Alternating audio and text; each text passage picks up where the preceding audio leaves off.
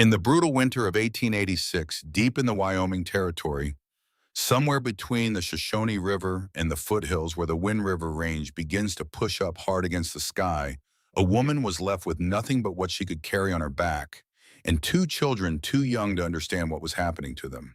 Her name was Ellen Caldwell, and when her neighbors heard what she had done, where she had taken her children to live out the coldest months anyone in that region could remember, they said she had lost her mind. They said grief and desperation had broken something inside her. A few of the kinder ones said she simply didn't know any better. But the winter of 1886 would prove all of them wrong in a way none of them could have anticipated. Because by the end of January, the very same neighbors who had shaken their heads and whispered about that poor woman's sanity would step through the mouth of her cave half frozen and beg to stay. She had not been born to that country. Ellen came originally from Pennsylvania, from a small settlement near the Susquehanna, where her family had farmed the same stretch of bottomland for 3 generations.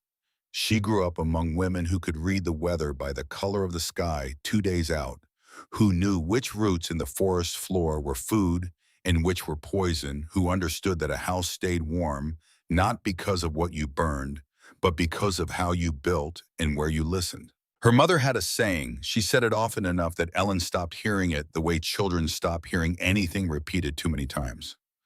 The land talks to anyone willing to listen.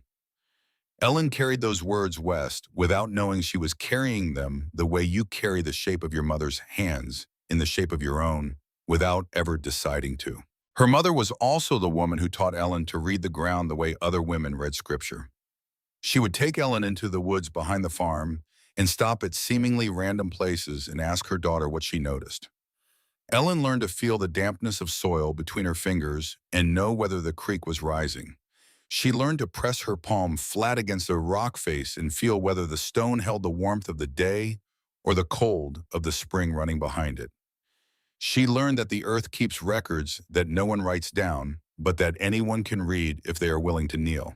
These were not useful skills in Pennsylvania, where the land had already been read by 3 generations of farmers and every answer was known. But Ellen carried them anyway, the way she carried her mother, saying, without knowing she was packing them for a journey she had not yet decided to take. She married James Caldwell when she was not yet 20. James was one of those men with a restless conviction that something better waited just past the next ridge. He was not a bad man. He worked hard. He loved his children in the way that men of that era loved their children, which was to say quietly and with great difficulty expressing it. But he had a habit that Ellen noticed early and never mentioned because mentioning it would have changed nothing. James did not listen to what Ellen observed. When Ellen pointed out that the soil on the western edge of their Pennsylvania claim stayed wetter than it should have, James nodded and forgot. When she noticed the creek shifted direction after heavy rains, he agreed in the way that men agree when they have already decided something isn't worth their time. He was not dismissing her. He was simply so full of his own certainties that there was no room for hers. And this was the kind of difference between two people that doesn't destroy a marriage, but lives quietly inside it like a splinter too deep to reach. James had read accounts of the Wyoming Territory in newspapers and pamphlets, and he had become absolutely certain. The land there was rich and open and waiting. So they had come west, Ellen and James and their daughter Abigail, who was 4 at the time, and their son Henry, who had just learned to walk without falling more than twice in a row. They settled a claim along a creek that ran clear and cold from the mountains, built a 1-room cabin with a single fireplace and a roof that James was proud of, and Ellen thought sat too flat for heavy snow, though she did not say so. They spent 2 years learning what it actually meant to survive in a place where winter arrived without warning and stayed far longer than any almanac suggested it would. Those 2 years taught Ellen things that no pamphlet had mentioned and no newspaper had thought to print. The first winter killed their milk cow on a night in February when the temperature dropped so fast that the water in the trough froze before the animal could finish drinking. James found the cow in the morning still standing frozen upright against the fence rail as if it had simply decided to stop being alive. Ellen watched him drag the carcass away and said nothing, but she filed the information away. This land punished you for the things you did not prepare for, And it did not give warnings that sounded like warnings. It gave signs that looked like ordinary weather until they weren't. The second winter was milder, but taught a harder lesson. Henry, who was not yet 2, developed a cough in January that settled into his chest and would not leave. Ellen spent 11 nights sleeping upright in a chair with the boy on her chest, keeping him near the fire, feeding him broth made from the last of their salt pork. The nearest doctor was 4 days' ride in good weather, and the weather was not good. She made poultices from what her mother had taught her. She kept the fire burning. Henry survived. But during those 11 nights, Ellen counted the woodpile the way a drowning person counts breaths. She learned exactly how fast a single fireplace consumed fuel when you could not let it go out. She learned the arithmetic of survival, and she did not forget it. And in those 2 years, Ellen noticed things. She noticed the way the ground steamed in certain draws on cold mornings. She noticed the places where snow melted first, not because of sun exposure, but because of something rising from beneath. She noticed a rocky draw about 1.5 miles behind their claim, a draw that most people would have given up on after the first quarter mile where the air felt different, warmer than it should have been. And at the end of that draw, tucked into the hillside like a crease in a weathered face, there was a cave. She had gone inside twice during the summer of 1885, following her own curiosity the way she had followed her mother into the woods as a girl. Both times she had noticed that the air felt different. Not stale the way cave air often feels, but warm, distinctly warm. And from somewhere deeper in the rock, there was the sound of water moving. She told James about it one evening in the summer of 1885. She said it might be worth exploring. He agreed in the way she had come to recognize. The nod, the half smile, the eyes already moving to something else. He never went to look at it. And Ellen filed the information away in the place where she kept all the things the land had told her that no one else wanted to hear. James Caldwell died in early October of 1886. It was not dramatic. No accident, no violence, nothing that would make a story worth telling around a fire. A fever came and held him for 10 days and then took him, which was the way so many men and women died in that country, quietly and quickly and without any ceremony that matched the size of what had been lost. Ellen dug the grave herself on the ridge above the creek. The ground had already begun to harden with the early cold, and she worked for most of a day with a shovel that raised blisters on both hands before she had a hole deep enough.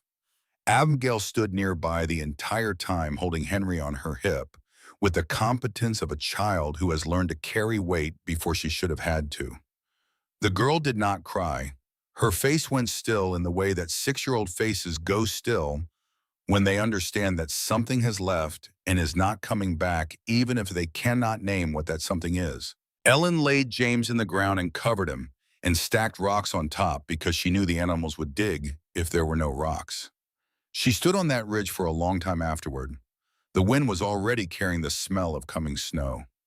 The same smell she realized that had been on the air the morning James's fever broke through into something worse. The land announcing what was coming.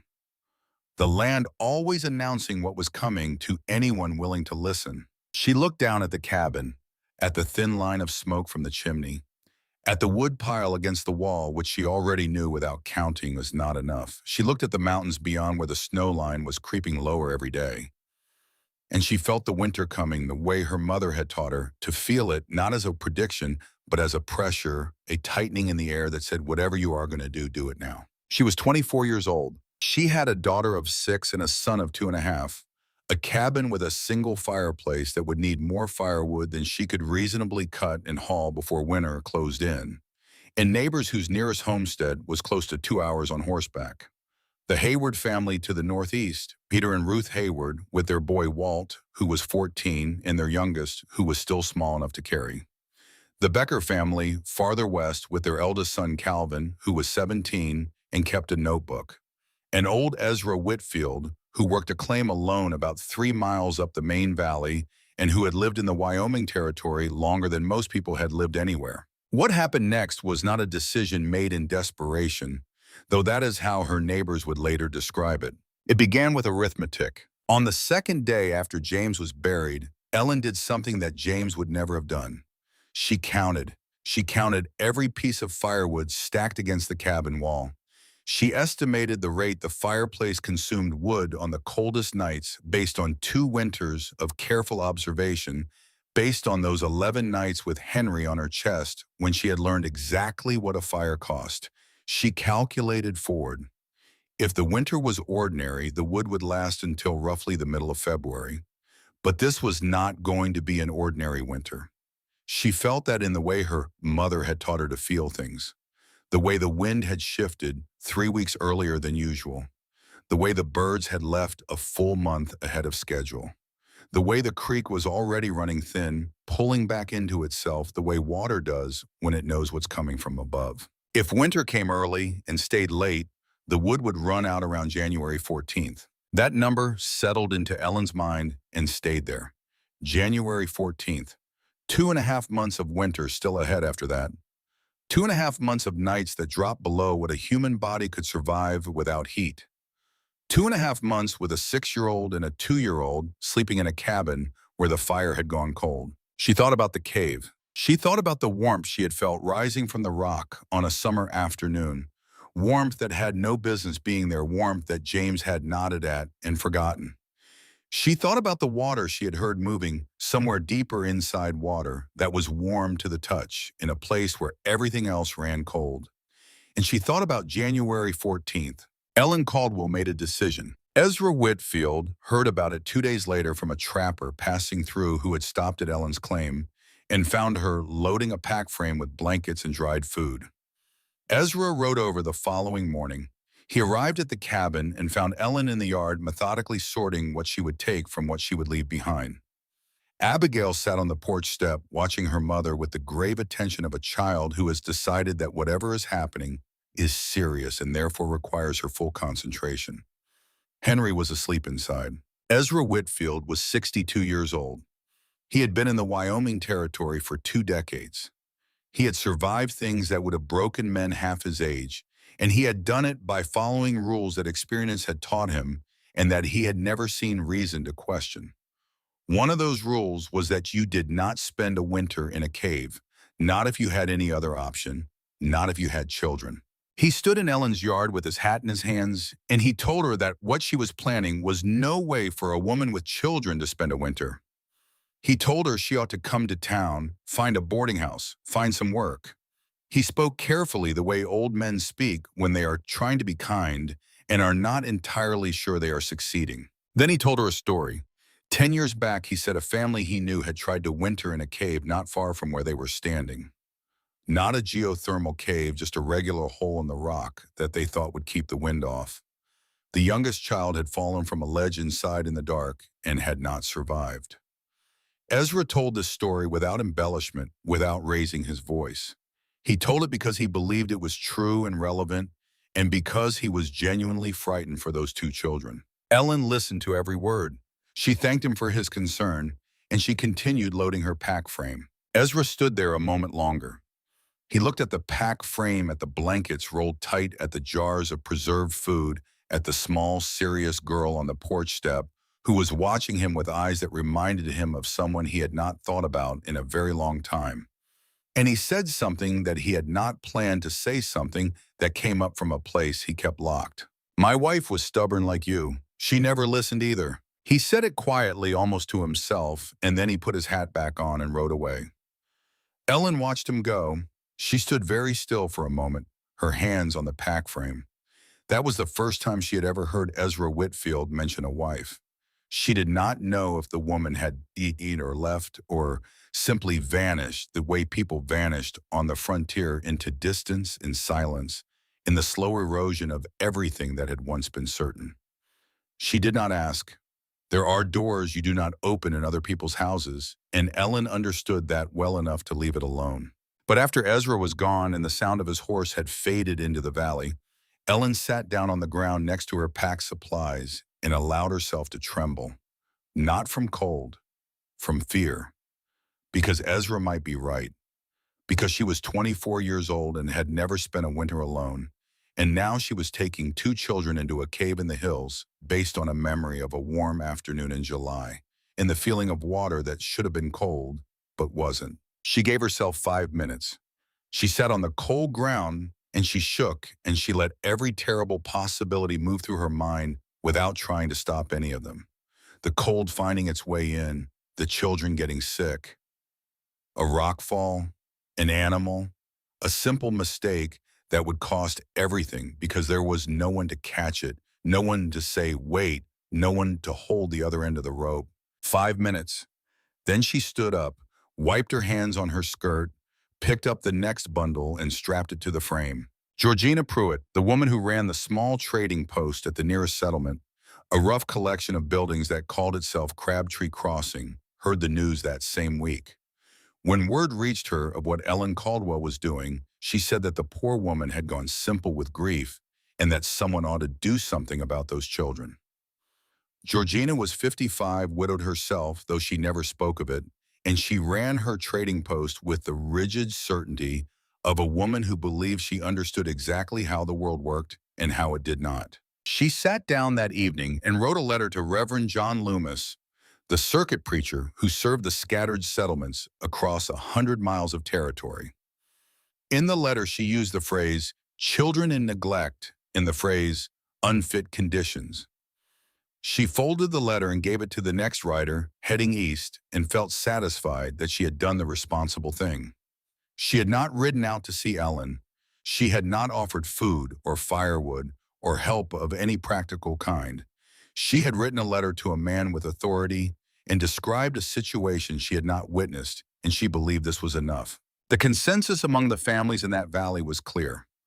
A widow with two small children had no business wintering in a cave in the hills. It was foolish and dangerous, and probably the sign that Ellen needed help of a kind no one was quite sure how to offer. None of them offered anything at all. And so Ellen Caldwell took her children and what she could carry and walked 1.5 miles into the hills in the first week of November 1886. The cave was not what she had remembered. Or rather, it was more than she had remembered because she had never truly examined it. On that first day, she spent several hours moving through it with a candle, while Abigail held Henry near the entrance and watched with the serene, still eyes of a child who has decided that this is either the worst thing that has ever happened or the best. The mouth of the cave was perhaps as wide as a man lying down and as tall as Ellen herself with her hand raised above her head. It went back perhaps 20 feet before it bent to the left, and after that bend it opened into something closer to a chamber. Not vast, but large enough for a family to sleep in, large enough for a small fire, large enough to feel like a room rather than a hole in the world. And at the back of that chamber, where the rock descended in a series of uneven ledges, there was water. Not a trickle, a genuine flow moving over the stone with a sound like a quiet conversation in another room. The water disappeared into a crack below where the rock met itself at an angle that suggested depths that Ellen could not see and did not need to. The water was warm. Ellen knelt on the stone and put her hand into the flow and held it there. The warmth moved through her fingers and up through her wrist and into her arm, and she felt something she had not felt since the morning she had stood over James's grave. Something that was not happiness, exactly, and not relief. Something closer to the feeling you get when you have been walking in the dark for a very long time, and you see not a light but the suggestion that light exists somewhere ahead. A reason to keep walking. Hope, that is the word. Though Ellen would not have used it, she was not a woman who used large words for large feelings. She would have said it felt like finding out the ground was solid when you had been sure you were standing on nothing. She understood in the way that people who have paid close attention to the natural world understand things that this water was coming from somewhere deep and hot. She had heard men at the trading post talk about the hot springs farther north, about places where the earth itself boiled, about the strange smoking landscapes that trappers had been describing for decades. She did not know the science of it. She would not have cared if someone had tried to explain it. What she knew was this: the water was warm. The rock around it held that warmth the way a hearthstone holds fire, radiating it outward long after the flames have gone. The air in the back of that chamber on the 1st of November, with winter already beginning to close its hand around the hills outside, was mild enough that Abigail was comfortable without her heaviest coat. That was the only science Ellen Caldwell needed. Abigail, who was 6 and at an age where the world is either terrible or extraordinary, with very little in between, decided almost immediately that this was an adventure. She explored every reachable corner of the chamber. She tested the water with one finger, then her whole hand, then her elbow. She looked at her mother with an expression of solemn delight and announced that this cave needed a name. The name she chose involved the word queen and was delivered with the gravity of a royal decree. Ellen could not remember the exact name later, only the seriousness with which it was spoken and the way it made the cave feel for the first time like a place that belonged to someone. Henry, who was 2.5 and had inherited his father's ability to sleep through almost anything, adapted with the philosophical ease of very small children who have not yet learned to be troubled by circumstances. He woke, he ate, he was warm, he slept again. The cave was acceptable. Ellen spent the first week preparing. She gathered dry grass and packed it into the crevices near the entrance to slow the cold air that pushed through when the wind blew directly at the hillside. She brought in her blankets and her few spare garments and arranged them on the driest ledges. She built a small fire pit near the bend in the cave, positioning it where the smoke could find its way out through natural fissures in the rock without filling the main chamber. She discovered quickly that the fire could stay small, smaller than she had imagined possible. The warmth from the water at the back of the chamber moved through the rock steadily and without stopping, and it provided a base of heat that the small fire merely added to rather than created. She used less wood in a week than she would have burned in a single night in the cabin. That first week there were nights. Nights when the children were asleep and the fire was low, and the darkness outside the cave was so complete that Ellen could not tell where the hillside ended and the sky began. She sat near the entrance on those nights and looked out at nothing and wondered if Ezra Whitfield had been right, if she had made a terrible mistake, if the warmth was temporary, a trick of geology that would fail at the worst possible moment, and she would be trapped in a hole in the hills with 2 children and no way back. Those nights were long, but the warmth at her back coming steadily from the rock and the water did not waver. It did not flicker. It did not depend on how much wood she burned, or how hard the wind blew, or how far the temperature outside fell. It was simply there, the way the rock itself was there. And that steadiness, more than the warmth itself, was what Ellen held on to in the dark. One night during that first week after both children were asleep, Ellen reached into her pack and took out James's handkerchief. It still smelled faintly of him, of sweat and wood smoke, and the particular scent of a man who spent his days working land that was never quite what he had expected it to be. She did not cry. She had cried herself empty on the ridge above the creek. She sat in the warm dark of the cave and held the cloth in her hands and thought about the man who had brought her to this country and then left her in it. The man who had walked past this cave without stopping, who had nodded at her observation and forgotten it before she finished speaking. "You missed this," she said to no one, "but you also brought us here, to the place where this was waiting." It was the closest thing to forgiveness she could manage. And it was enough for now to let her fold the handkerchief and put it away and lie down next to her children and sleep. By the second week, the cold outside had arrived in earnest. Ellen went out several times to gather firewood from the surrounding slopes, keeping a careful stack just inside the entrance. On one of those trips, she passed within sight of Ezra Whitfield's claim and saw the smoke pouring from his chimney in a thick, desperate column. He was burning wood as fast as he could manage. She thought about the families in the valley, about the Haywards and the Beckers, about every cabin with a single fireplace fighting the same losing battle against a winter that was only beginning. She thought about this as she carried her armload of wood back up the draw, stepping over the familiar stones, feeling the warmth of the cave reach out to her before she even ducked inside. She thought about January 14th, the date that had driven her into these hills.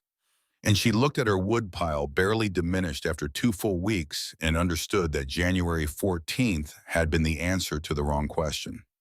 The question had never been how to get enough wood. The question had been how to need less of it. She stood at the entrance of the cave on a cold morning in the middle of November and looked down at the valley below. Smoke rose from Ezra's chimney in that thick, steady column. Snow had already buried the trail. She turned and looked back into the cave. Abigail was telling Henry a story in her most serious voice, something about a queen who lived inside a mountain and could talk to the rocks. Henry was chewing a piece of dried bread with his father's expression of mild concentration. The fire near the bend was burning low and steady, barely more than coals, and the air in the chamber was warm. Ellen Caldwell had made her choice. Everyone said she was wrong. Winter had not yet given its answer. But right now, in this moment, her children were warm, her children were fed, and her wood supply looked as though winter had not yet touched it. That would have to be enough, and it was. The package appeared on the third day of December. Ellen found it at the mouth of the draw, resting on a flat stone that she had been using as a landmark since November. It was wrapped in a piece of flour sackcloth tied with twine and placed with a care that suggested the person who left it had thought about exactly where Ellen would see it. Inside was a small pouch of salt, a glass bottle of cough syrup with a cork stopper, and several lengths of thick wool yarn wound into a tight ball. There was no note, no name, no indication of who had walked up the draw and set this offering on the stone and walked away again. Ellen crouched beside the package and studied the snow around it. The footprints were clear in the fresh powder. They were small, smaller than a man's boot. Someone had walked in, placed the bundle, and turned back without continuing to the cave. The prints went no further than the stone. She picked up the salt and held it. Salt was not nothing in the middle of a Wyoming winter. Salt was currency.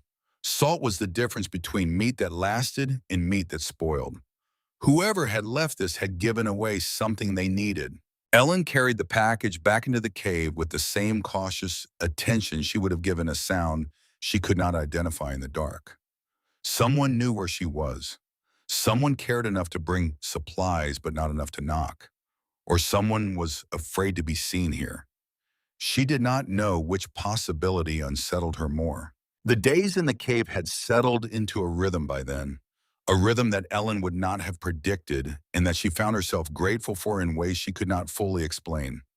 She woke before the children. She checked the fire near the bend, added a piece of wood if it needed one, which it usually did not. She went to the back of the chamber and cupped water from the warm flow and drank it, and the warmth moved through her chest and into her stomach, and she felt her body release the small tension it carried from sleep, the way a fist opens when you stop thinking about holding it closed. She understood, now in a way she had been arriving at slowly through weeks of observation, why the cave held its warmth so steadily. It was the same principle she had known instinctively about root cellars since she was a girl in Pennsylvania. Below a certain depth, the earth keeps its own temperature regardless of what the air above is doing. In summer, a root cellar stays cool because the ground beneath it does not care that the sun is burning. Here in this particular fold of the Wind River foothills, the earth ran hot instead of cool, and the rock around the chamber had absorbed that deep heat and held it the way a body holds a memory, not because it chose to, but because it did not know how to let go. That was the only time Ellen Caldwell thought about it in terms that approached explanation.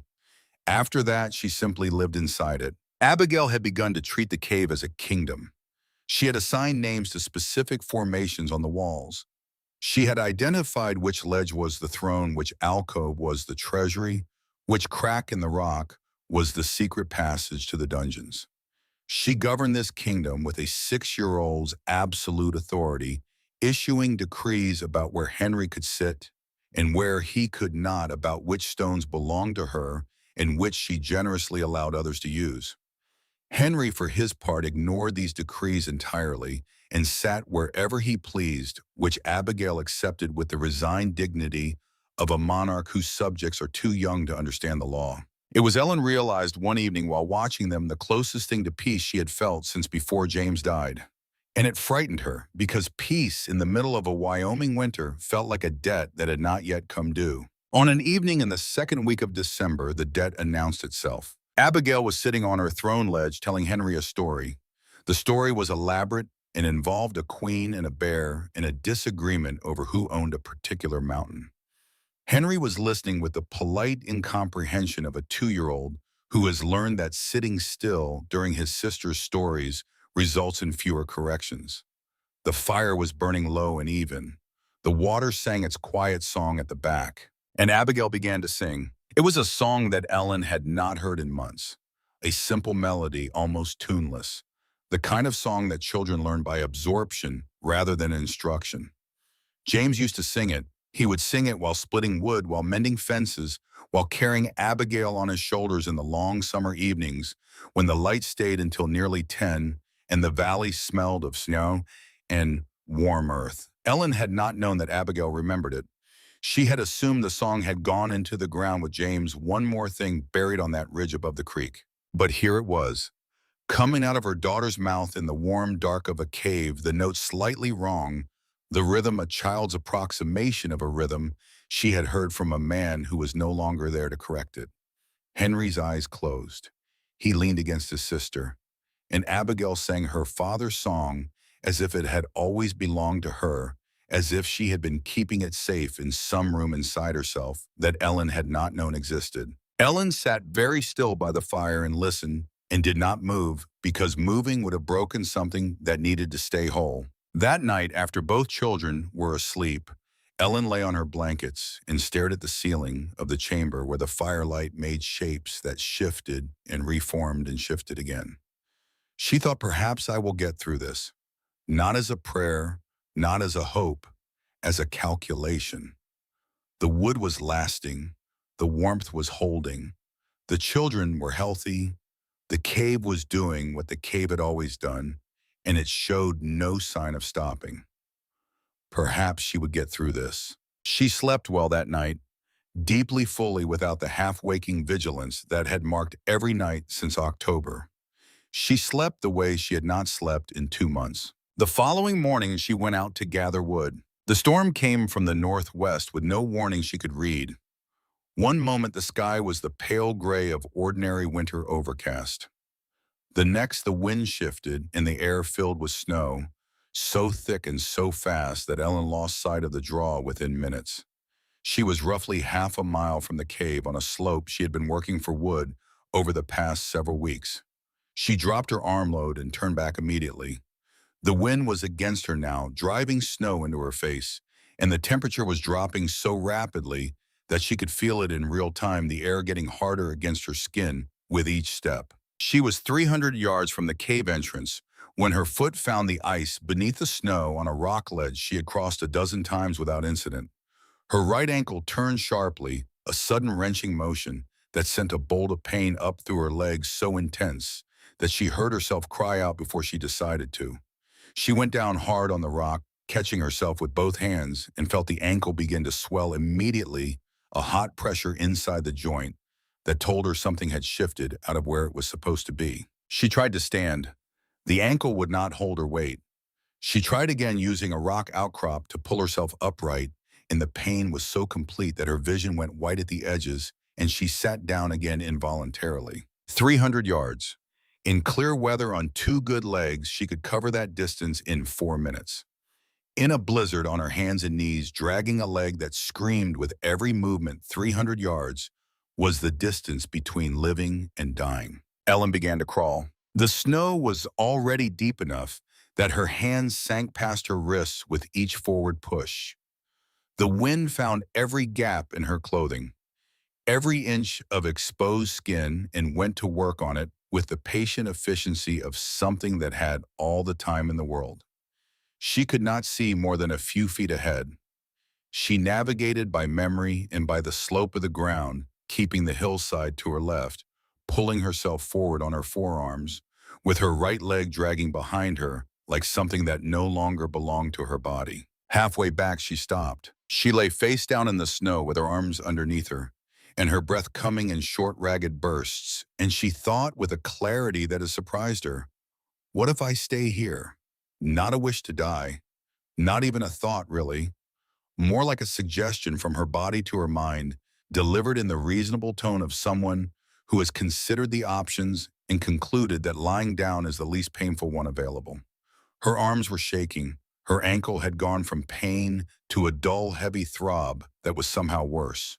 The snow was accumulating on her back, and it was not cold anymore, which she knew was a very bad sign. She thought about Abigail. Abigail was in the cave. Abigail did not know where her mother was. Abigail was 6 years old, and she was sitting on a ledge in a cave in the hills with her 2-year-old brother, and she was waiting for her mother to come back with wood. And if her mother did not come back, Abigail would wait. She would wait, and she would keep the fire going, and she would feed Henry from the dried stores, and she would wait. And at some point, she would stop waiting. And then she would be alone in a way that no 6-year-old should ever have to be alone. Ellen put her hands flat on the ground and pushed. She crawled the remaining distance in what she later estimated was close to an hour. She could not feel her hands by the end. She could not feel much of anything except the ankle, which had become the center of her universe, a hot, swollen planet of pain around which everything else orbited. When she reached the mouth of the cave and pulled herself through the entrance, the warmth hit her like a wall, and she lay on the stone floor with snow melting off her back, and she breathed and she did not move for a long time. Abigail found her there. The girl came around the bend from the main chamber, saw her mother lying on the ground with her face against the stone and her right leg at an angle that looked wrong, and she did not scream. She did not cry. She stood very still for 3 seconds. 3 seconds in which something behind her eyes calculated and adjusted and arrived at a decision that should not have been available to a child of 6. "What do you need, Mama?" 3 words, spoken in a voice that was steady and clear and completely without panic. Ellen, lying on the floor of the cave with her face in a puddle of snowmelt, heard those 3 words and understood 2 things at the same time. The first was that she had nearly died. The second was that her daughter was stronger than anyone in this valley knew. The next 3 days belonged to Abigail. She kept the fire going. She brought water from the warm flow at the back of the chamber, carrying it in a tin cup with both hands, walking carefully on the uneven stone. She fed Henry dried meat and bread from the stores Ellen had packed. She slept next to her mother at night and woke every time Henry cried and went to him and settled him and came back. She did not ask when her mother would be better. She asked each morning the same question. "What do you need today, Mama?" Ellen lay on the stone ledge with her ankle wrapped in strips of cloth torn from a spare shirt, and she watched her 6-year-old daughter do things that no child should have had to do, and she felt a pride so fierce it was indistinguishable from grief. Because a child who can do this is a child who has already learned that the world will not take care of her. And no mother wants her daughter to learn that lesson at 6. The ankle improved after 4 days. Not healed, not close to healed, but the swelling reduced enough that Ellen could put weight on it if she was careful. She would limp for the rest of the winter. A slow, deliberate gait that favored her left side, and that Abigail watched with an attention that was no longer a child's attention, but something closer to a century's. In the middle of December, on one of the days when the weather eased enough for Ellen to take Abigail outside for air and wood, they met Walt Hayward on the trail. Walt was 14, Peter and Ruth Hayward's eldest, a boy, built long and angular, the way boys are at 14 when their bodies are growing faster than their judgment can keep pace with. He was carrying a rifle that was too large for him and wearing an expression of studied toughness that did not quite reach his eyes. He saw Ellen and Abigail coming up the trail, and he stopped and looked at them the way a boy of 14 looks at things he has already decided to despise. He spoke to Abigail, not to Ellen. "My folks say you live in a cave like a rat. You eat worms in there." Abigail did not cry. She did not flinch. She looked at Walt Hayward with the unblinking directness that only children of 6 possess, a gaze that contains no calculation and no defense, and no attempt to be anything other than what it is, which is a pure and absolute assessment of the person in front of them. "My cave is warmer than your house," she said. Walt picked up a small stone and threw it in Abigail's direction. It missed, perhaps deliberately, perhaps not. Then he turned and walked away with his rifle over his shoulder and his back very straight, performing a departure that he imagined looked like a man's. Ellen put her hand on Abigail's shoulder. "You were right," she said. They continued gathering wood. That night in the cave, after Henry was asleep, Abigail sat on her throne ledge, and looked at her mother and asked a question that arrived in Ellen's chest like a fist. "Mama, are we rats?" Ellen looked at her daughter. At the serious face, the dark eyes, the small hands folded in her lap, with a formality that belonged to someone much older. She thought about every answer she could give.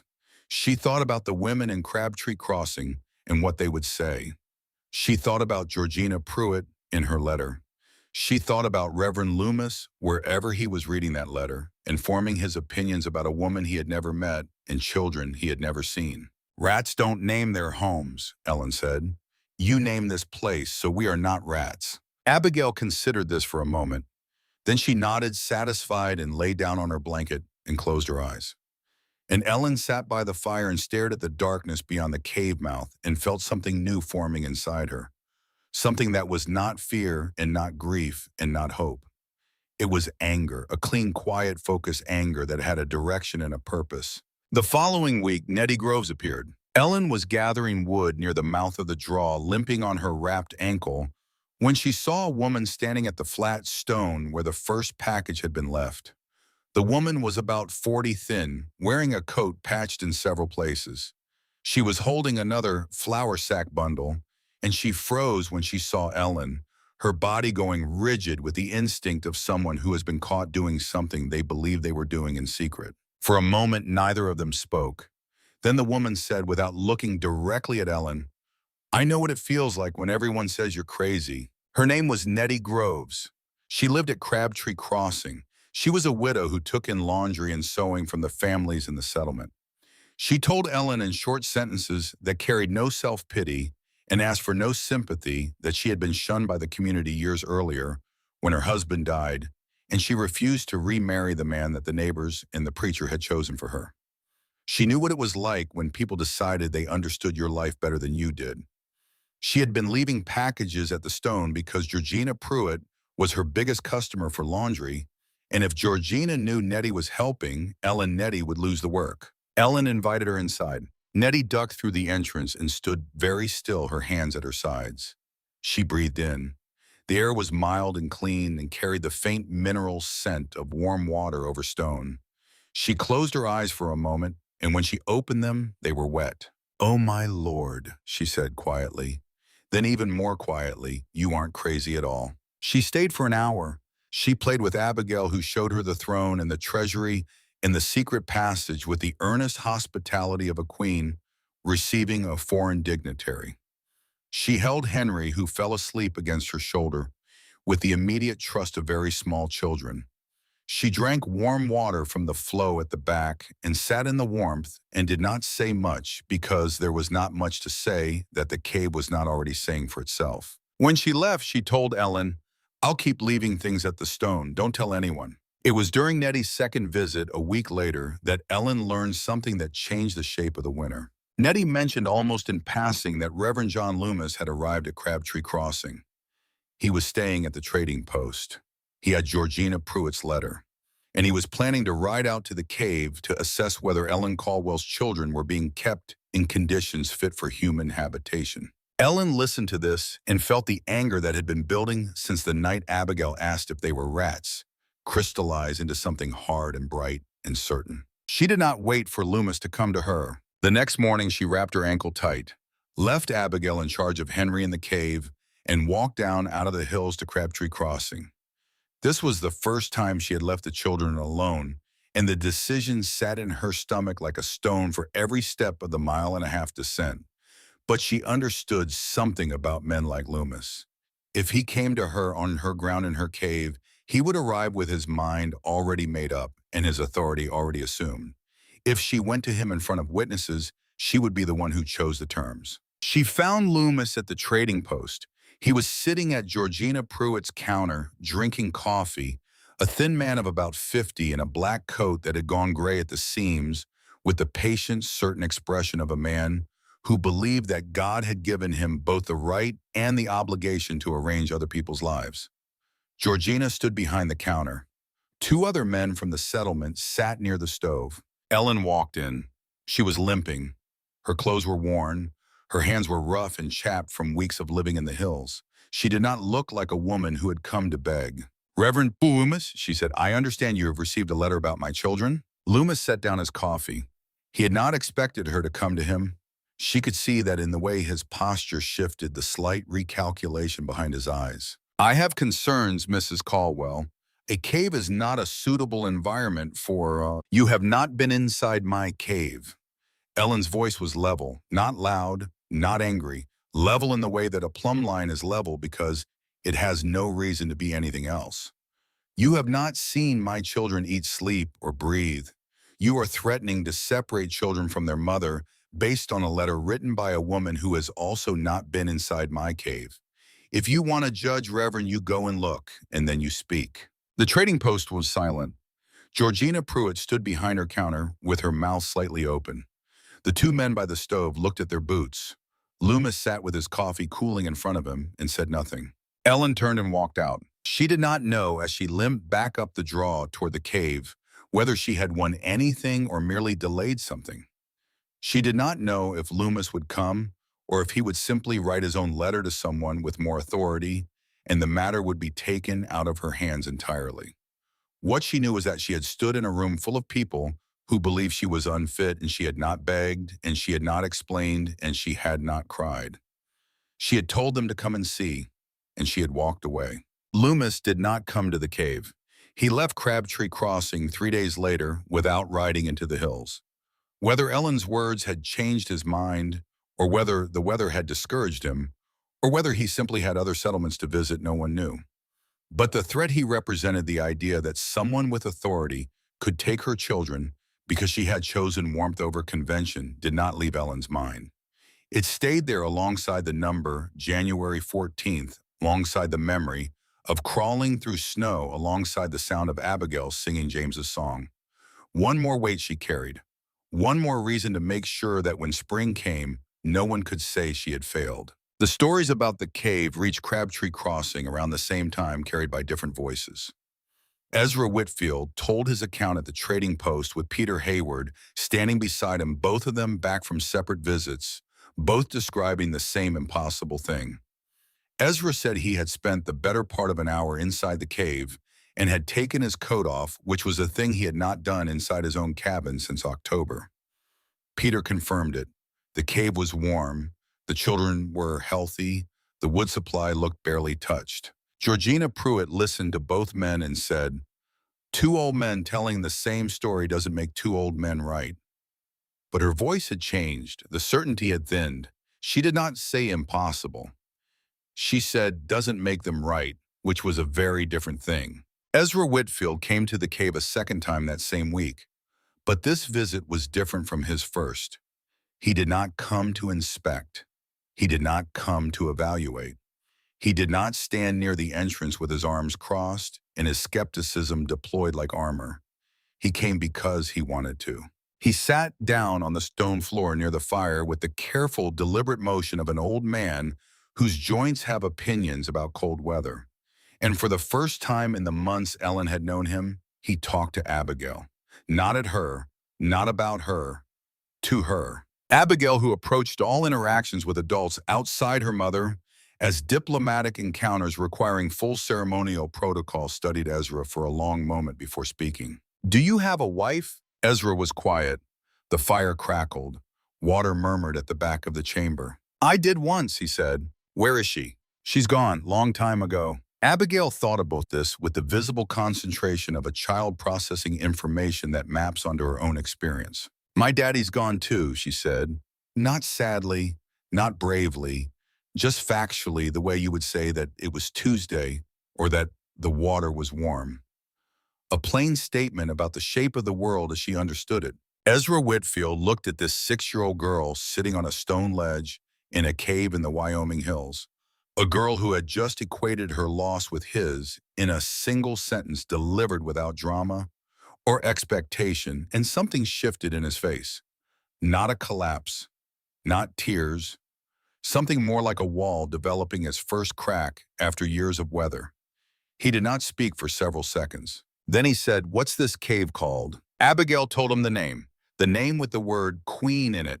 "Good name," Ezra said. Ellen, sitting by the fire, watched this exchange and said nothing.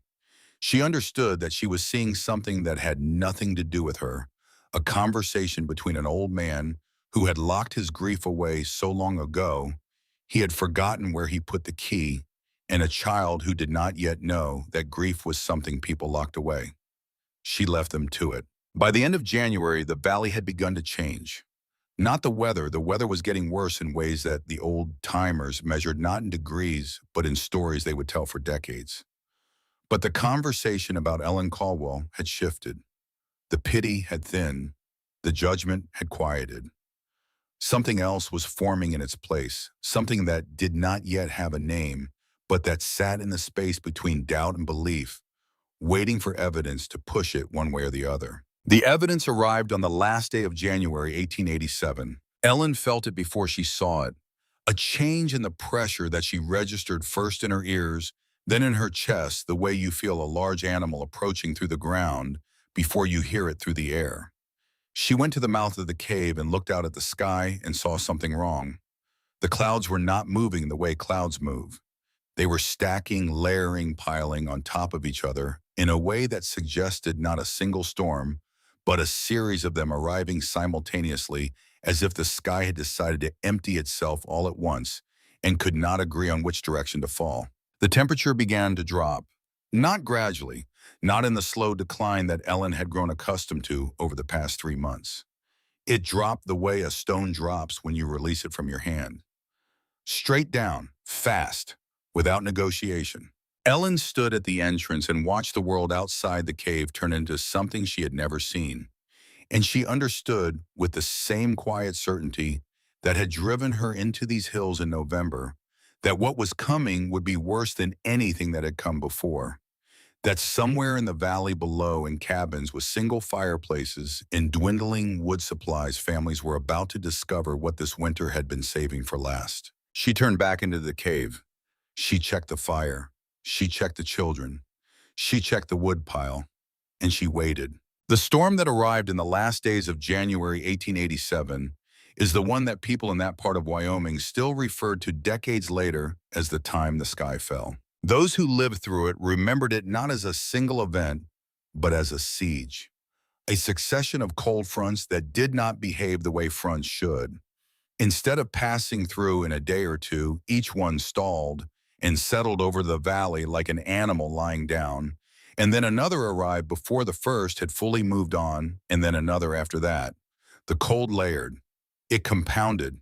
It built on itself the way debt builds on debt, each new addition making the total more impossible than the last, until the temperature dropped to something that no instrument in the settlement could properly measure because the mercury in the thermometers contracted to a point and refused to go further, as if the liquid itself had decided that what was happening outside was not something it was willing to quantify.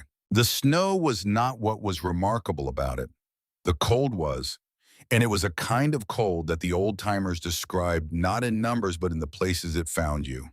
They said you felt it in the back of your eyes, a pressure behind the sockets that made the world seem narrower. They said it settled into the roots of your teeth like a second set of nerves, an ache that had nothing to do with decay and everything to do with the simple fact that the human body was not designed for this.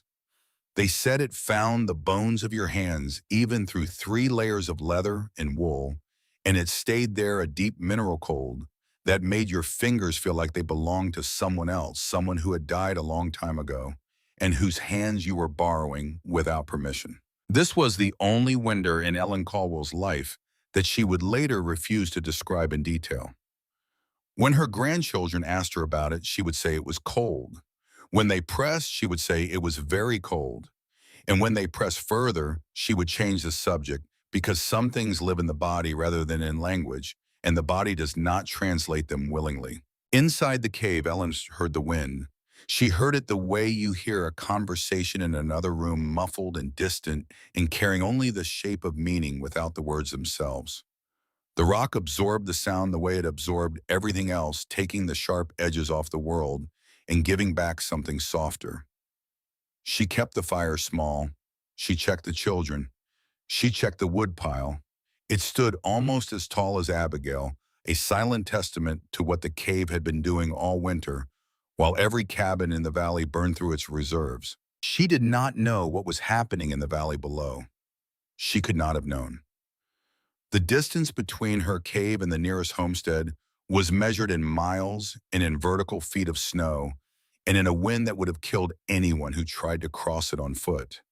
She was sealed inside the warm belly of the hill, and the world outside had become as abstract as a rumor. The Hayward family was dying, not all at once, not dramatically, dying the way people die in cold country, which is to say slowly and from the edges inward. Their cabin, which Peter Hayward had built with his own hands and had been proud of, was losing its battle with the temperature the way every cabin in the valley was losing that battle. The fireplace consumed wood with a hunger that Ruth Hayward could not believe. She fed it logs the size of her forearm every 20 minutes, and the heat it produced traveled no more than 6 feet from the hearth before the cold murdered it. The corners of the room frosted over. The water bucket by the door froze solid overnight. Frost formed on the inside of the window glass in patterns that would have been beautiful if they had not been a death sentence written in ice. Their youngest child, a girl of 18 months, developed a cough on the second day of the deep cold. By the third day, the cough had moved into her chest and settled there with the stubborn weight of something that intended to stay. Ruth held the baby near the fire around the clock, barely sleeping, watching the small chest rise and fall with a sound like paper being crumpled very slowly. The baby's skin was hot to the touch, which should have been a comfort in that cold, but was not, because Ruth knew the difference between the heat of a fireplace and the heat of a fever, and what was coming off her daughter's body was the wrong kind. Walt sat in the far corner of the cabin, wrapped in every blanket they could spare, watching his mother hold his sister by the fire.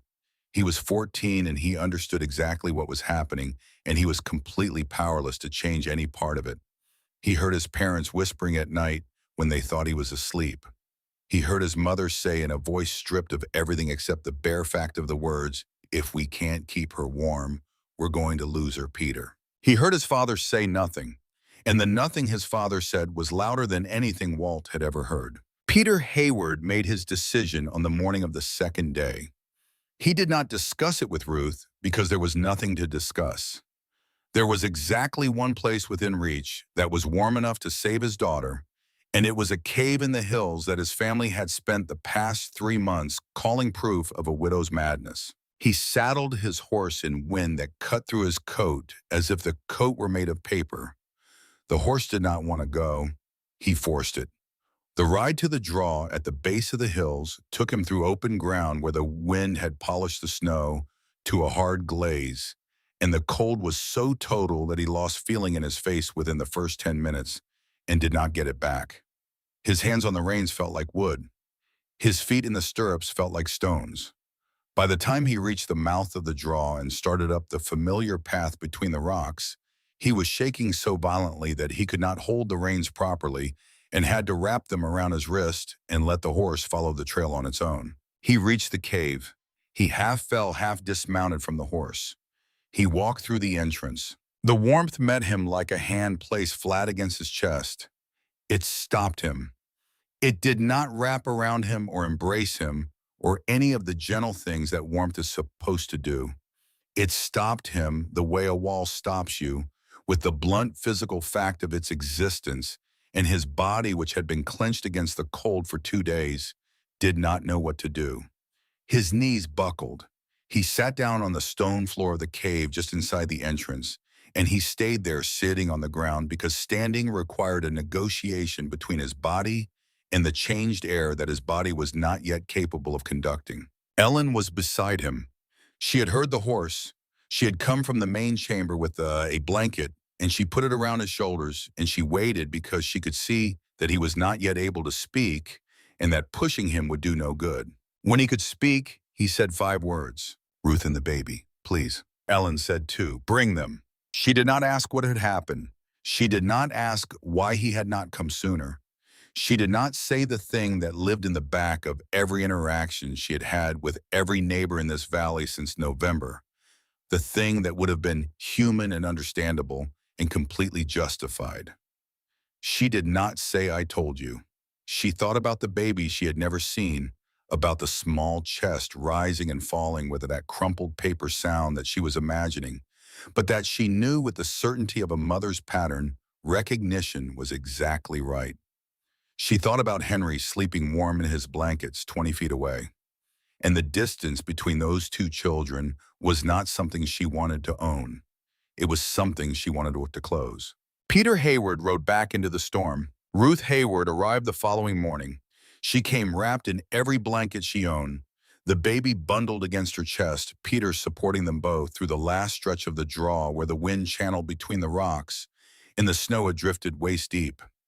Walt walked behind them, carrying a pack with whatever supplies they had grabbed in the dark before dawn.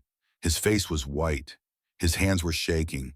He did not speak. Ellen had built the fire up, not to the roaring blaze that the Hayward cabin had been feeding and losing, but to a steady, generous burn that filled the main chamber with a heat that required no effort to maintain, because the rock was already doing most of the work. Ruth Hayward stepped through the entrance and stopped. She stood just inside the mouth of the cave at the precise point where the air changed, and she did not move.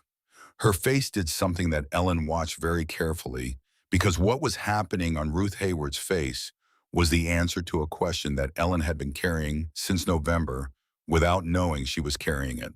Ruth's skin had been tight with cold drawn against her skull in the way that extreme temperature pulls the body inward, contracting, defending, reducing the surface area available for the world to hurt. And as she stood in the entrance of the cave, Ellen watched that tightness release, not all at once, in stages, the jaw first, then the muscles around the eyes, then the shoulders dropping from where they had been locked near her ears. It was like watching ice melt in reverse, a human being thawing from the outside in layer by layer, the cold giving back what it had taken. Ruth did not speak. She walked deeper into the cave.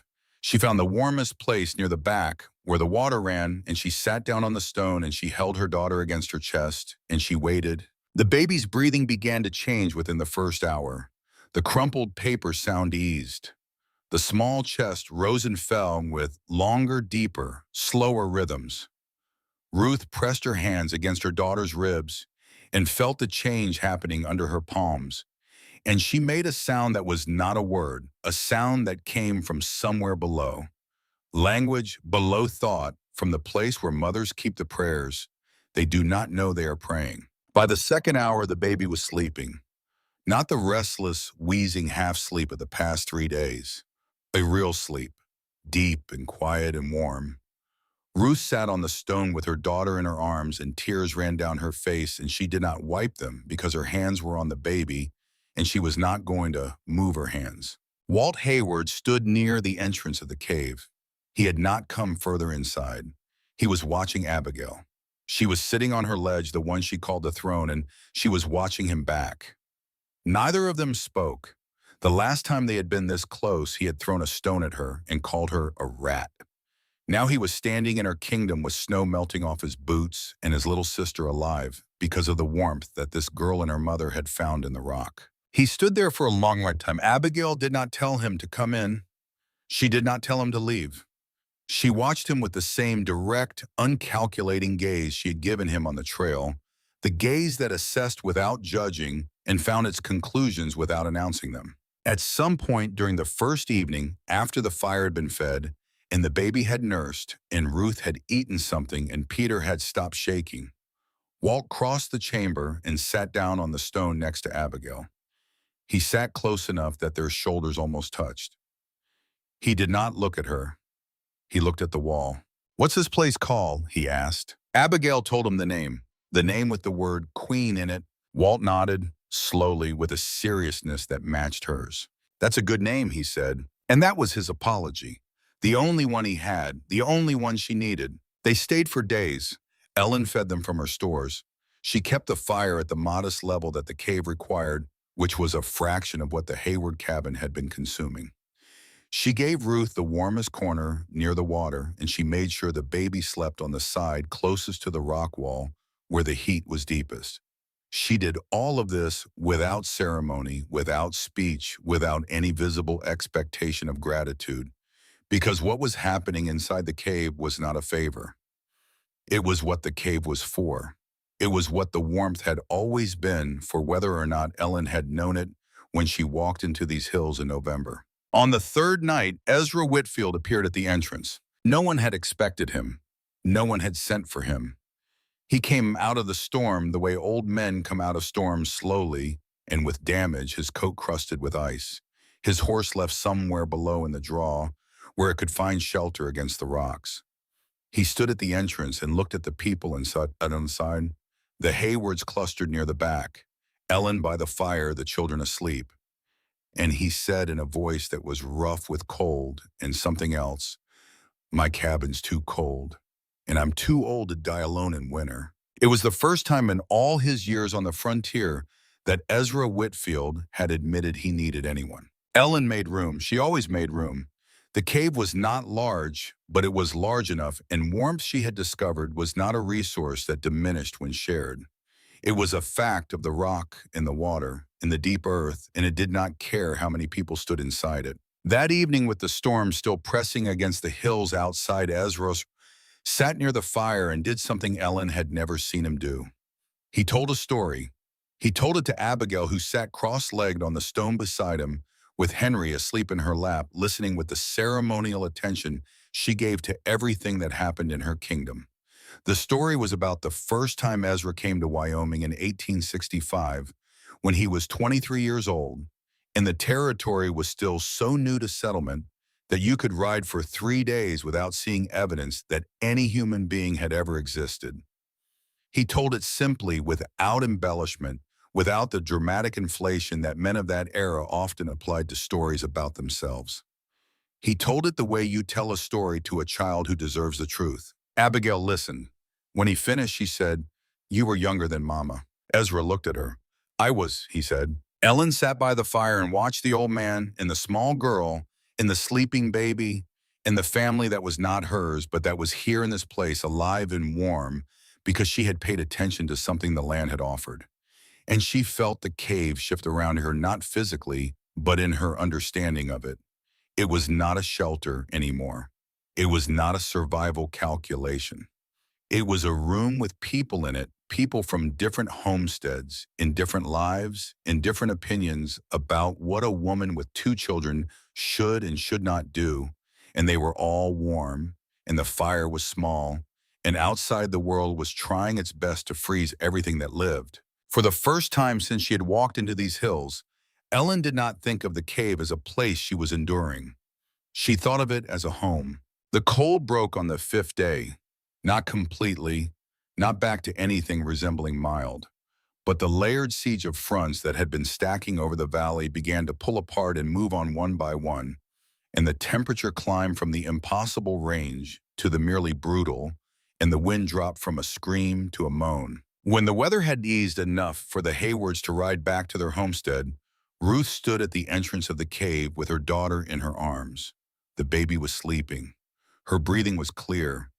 The fever had broken 2 days earlier and had not returned. Ruth looked at Ellen, and Ellen looked at Ruth, and for a long moment neither of them spoke, because what needed to be said was large, and the words available were small. Ruth spoke first. "I owe you an apology before I owe you my thanks." 9 words. Ellen would carry them for the rest of her life, not because they were eloquent, but because they contained something she had not known she needed until she heard it. Acknowledgement. Not that the cave was warm, not that the children were alive, but that Ruth Hayward had been wrong, and she knew she had been wrong, and she was willing to say it out loud in the cold morning light before she said anything else. Ellen did not know what to say back. She was not a woman who prepared speeches. She nodded, and that was enough. Peter shook her hand. Walt did not shake her hand, but he stood near the entrance as his family mounted up, and he looked back at the cave once and then at Abigail, who was standing beside her mother, and he raised one hand. Not a wave, an acknowledgement. Abigail raised hers back. 2 children who had learned something about each other that neither of them would forget. When the weather continued to improve over the following week, Ellen walked down to her original homestead for the first time since November. The cabin was still standing, mostly, but the weight of the accumulated snow had collapsed a section of the roof on the northwest corner. the corner where the children's sleeping area had been. Ellen stood in the yard and looked at the broken timbers and the snow packed into the gap, and she understood something that arrived in her body as a cold, hollow space behind her ribs. If she had stayed in this cabin, if she had listened to Ezra and Georgina, and every voice that told her she was wrong, the roof would have fallen on the place where Abigail and Henry slept. She stood there for a long time.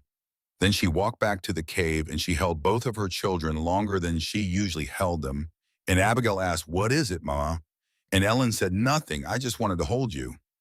And Abigail accepted this the way she accepted most things her mother said, with a slight narrowing of the eyes that suggested she knew there was more to the story and a decision not to press for it because 6-year-old queens understand the value of letting some things remain unspoken. She did not tell anyone about the collapsed roof.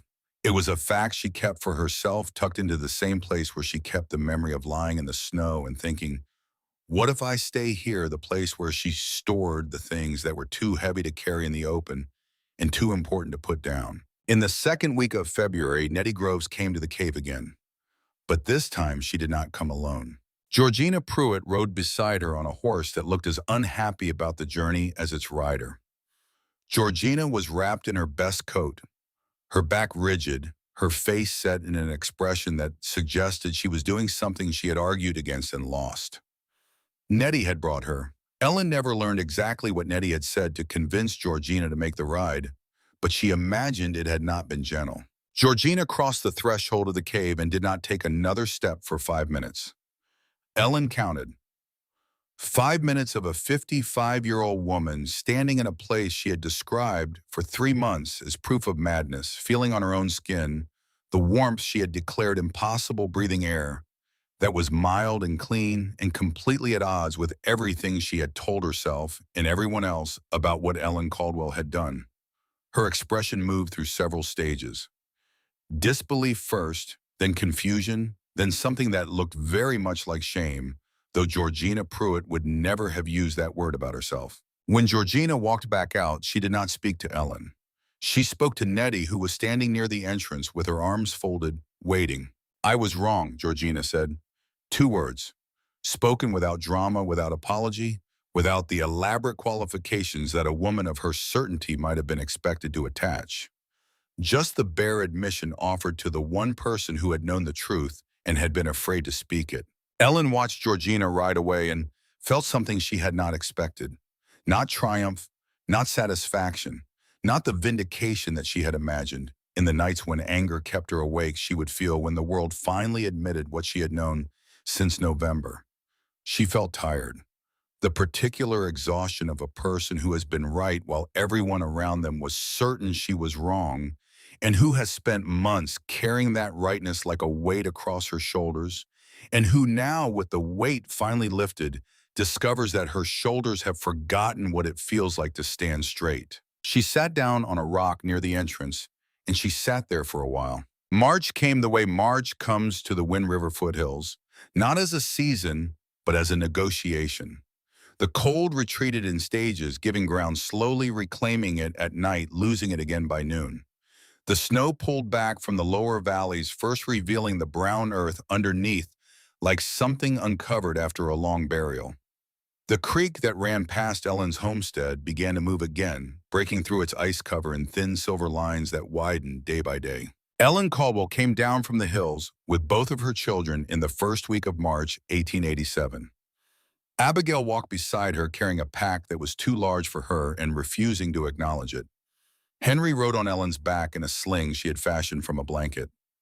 Ellen still limped, and she would limp for another month after that, but she walked the 1.5 miles down to her homestead under a sky that was blue for the first time in months, and her children were healthy and her woodpile in the cave had not been exhausted. She was already being talked about at Crabtree Crossing in tones entirely different from the ones that had accompanied her departure in November.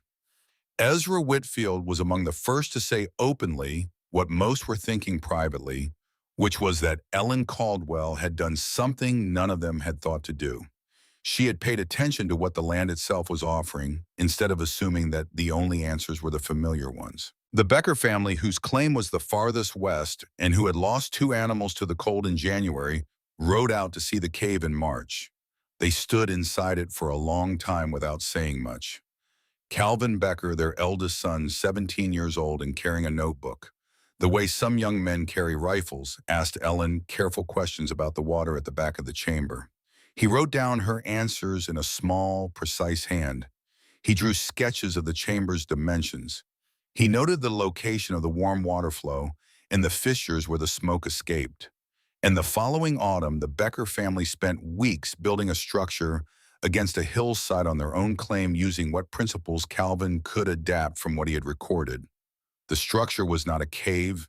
It was something between a cabin and a dugout built into the slope to capture whatever residual warmth the ground offered, insulated with packed earth and stone.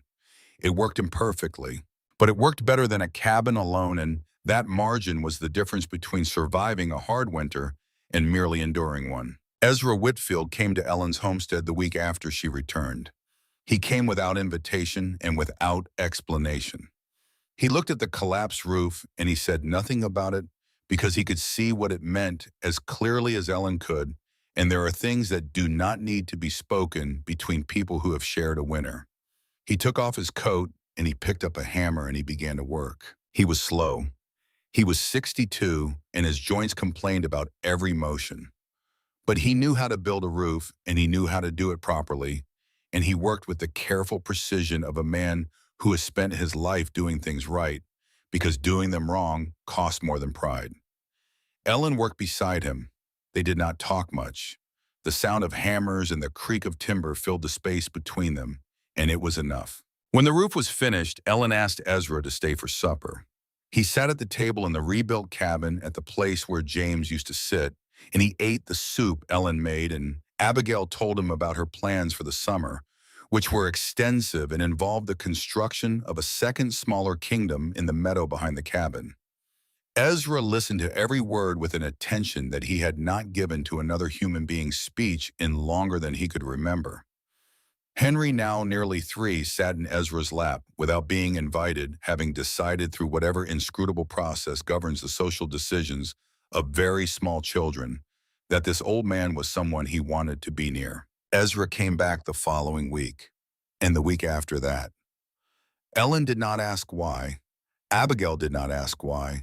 Henry did not ask why, because Henry did not ask why about anything.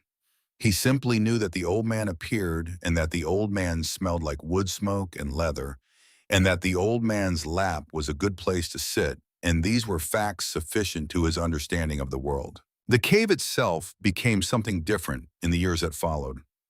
Not a home anymore, not a refuge, but a piece of common knowledge added to the stock of things that people in that country passed along when they passed along anything useful.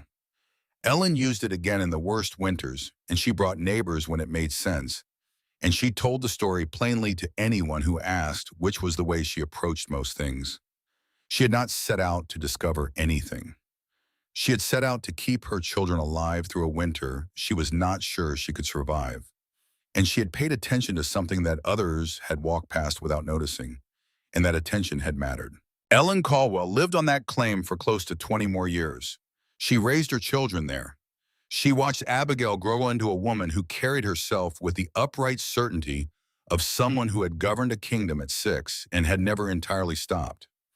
Abigail married a man from one of the northern settlements, a quiet man who listened when she spoke, which was the quality Abigail valued above all others, because she had watched her mother speak to a man who did not listen, and she had decided very early that she would not repeat that arrangement.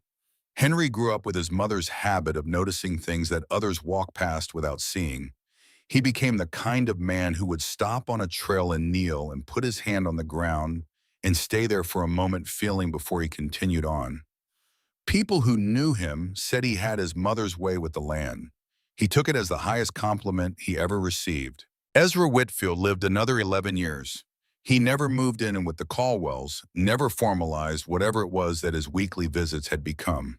He remained on his own claim, stubbornly independent in all the ways that mattered, and quietly dependent in the one way that he had spent years pretending he was not, which was the need for someone to sit with at the end of the day. When he died in the winter of 1898, he was buried on his own claim as he had requested. But it was Abigail, then 18, who placed the last stone on his grave, and it was Abigail who stood there longest afterward, and it was Abigail who said to no one in particular, he was the first person besides Mama who believed the cave was real. The original cabin was rebuilt and improved over the years, and eventually the cave in the hills became something that the family visited rather than lived in. A place the grandchildren were taken to on certain winter days so they could feel the warmth rising from the rock and be told the story of the winter their grandmother had figured out something that no one else around her had thought to try. Ellen would take them up the familiar draw, stepping over stones. She had been stepping over for decades, and she would lead them into the chamber, and she would watch their faces when they felt the air change. Every child reacted differently. Some laughed, some went quiet. One granddaughter, the youngest, a girl of about 5, walked to the back of the chamber and put both hands flat on the warm stone and stood there without moving for so long that Ellen finally asked her what she was doing. Listening, the girl said. Ellen smiled. It was her mother's word. It had traveled from Pennsylvania to Wyoming inside a woman who had not known she was carrying it, and now it was here in the mouth of a child who had placed her hands on warm rock and understood without being taught that the land had something to say. What Ellen Caldwell understood arrived at through necessity rather than study, carried in her body rather than in her books, was that the land holds information. It holds it steadily, quietly, and without asking anyone's permission. The signs had always been there.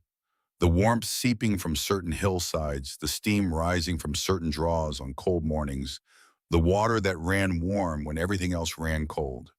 These were not secrets. They were simply things that people had not connected to survival in any practical way, things that existed at the edge of attention and stayed there because attention was usually pointed at the familiar solutions. Ellen pointed hers differently, out of necessity, out of grief, out of the simple arithmetic of a woman who counted her firewood and found it wanting and refused to accept the answer the numbers gave her. She pointed her attention at the ground beneath her feet, and the ground answered. There is something in that worth holding on to. The kind of trust in your own observation and what you have actually felt with your own hands against the weight of what everyone else is sure is true. That is its own form of courage. It does not announce itself. It does not ask for recognition. It just keeps the fire small and lets the earth do what the earth has always been doing. And it keeps the children warm through a winter that nearly broke everyone else. The warmth that Ellen Caldwell found in those hills on the first day of November 1886 is still there. The rock does not forget. The water does not stop. And somewhere in the story of a woman who walked into the hills with 2 small children and came back in spring with both of them healthy and her wood to spare, there is something true about what it means to pay attention. Not just to what everyone around you is certain of, but to what you have felt with your own hands and seen with your own eyes, even when the seeing leads somewhere no one else has thought to go.